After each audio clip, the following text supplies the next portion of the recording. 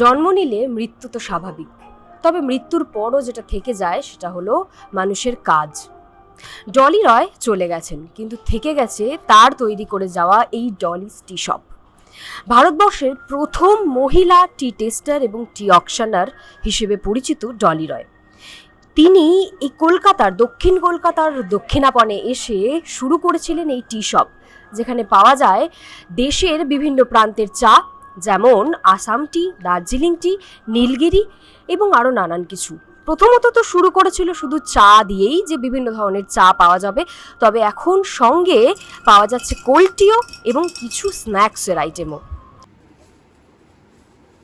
ডলি টি শপের উদ্ভবটা কিভাবে, মানে কিভাবে এখানে আসা এবং তারপর এভাবে ছড়িয়ে পড়া? অ্যাকচুয়ালি যখন দক্ষিণাপন শুরু হয় তার 2 বছর পরে এই দোকানটা ডলিদি নিয়ে নেন এবং প্রথম এই দোকানটার ইনগ্রেশন হয় অপর্ণা সেন আর মুনমুন সেনকে দিয়ে। তারা প্রথম চায়ের কাপ তুলে দোকানের শুরু হয়, আর সেটা আমরা 25 বছরেও তাই করি। ওনাদের দুজনকে নিয়ে এসেই আবার সেই ব্যাপারটা রিপিট করা হয়।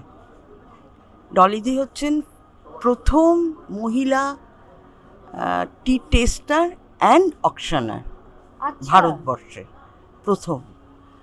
আর ছোটবেলা থেকেই যেহেতু দার্জিলিংয়ে পড়াশুনো করেছেন, টি এর উপর একটা ওনার ফ্যাসিনেশন ছিল। পরবর্তীকালে টি বোর্ডের হয়ে ইউরোপে চা প্রমোট করতে গেছিলেন এবং তারপরে এসে চায়ের কোম্পানিতে কাজ করতে করতে এই দোকানটা শুরু করেন। আর এই দোকানটার বিশেষত্ব হচ্ছে তুমি চা কিনতে গেলে পরে কোন চাটা তোমার টেস্ট মানে ঠিক মনে হবে, চায়ের লিকারটা ঠিক আছে কিনা, ফ্লেভারটা ঠিক আছে কিনা, তুমি আগে টেস্ট করে তারপর কিনতে পারো।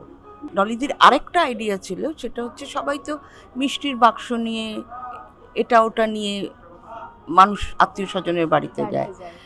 তো পশ্চিমবঙ্গ বিশেষ করে কলকাতা হচ্ছে চা রসিকদের জায়গা।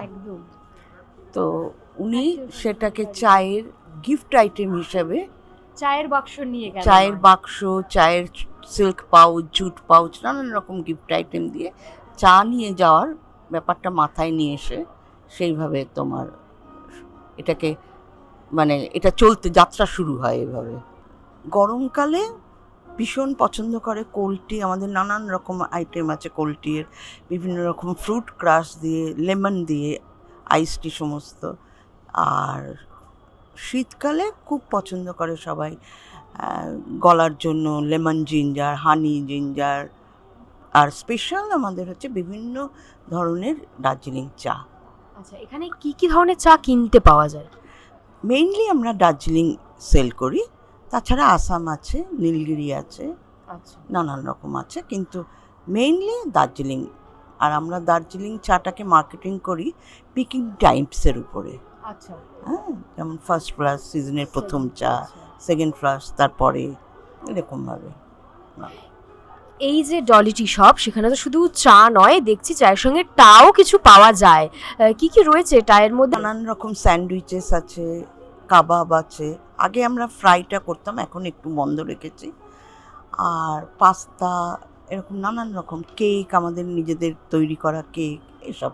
আচ্ছা, যখন এই দোকানটা শুরু হয় 1988, সেই সময় চা প্রেমী মানুষ কি বেশি ছিল নাকি এখনকার দিনে এসে বেশি? একটু মাঝবয়সী বা একটু বয়সের যারা, তারা তো গরম চাটাকে পছন্দ করেনি আমাদের দার্জিলিং চাটাকে।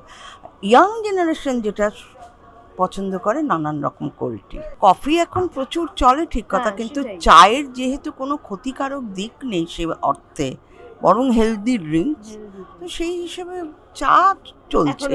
হ্যাঁ, চা চলবে। আপনার পছন্দের চা কি? গরম চা, মাস্কাটো।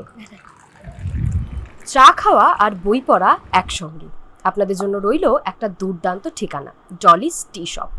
শুধুমাত্র চা নয়, এখানে এসে কিন্তু আপনারা বইপত্র কিনতেও পারবেন, পড়তেও পারবেন, কারণ এখানে পাওয়া যাচ্ছে সপ্তর্ষি প্রকাশনার বিভিন্ন বইপত্র।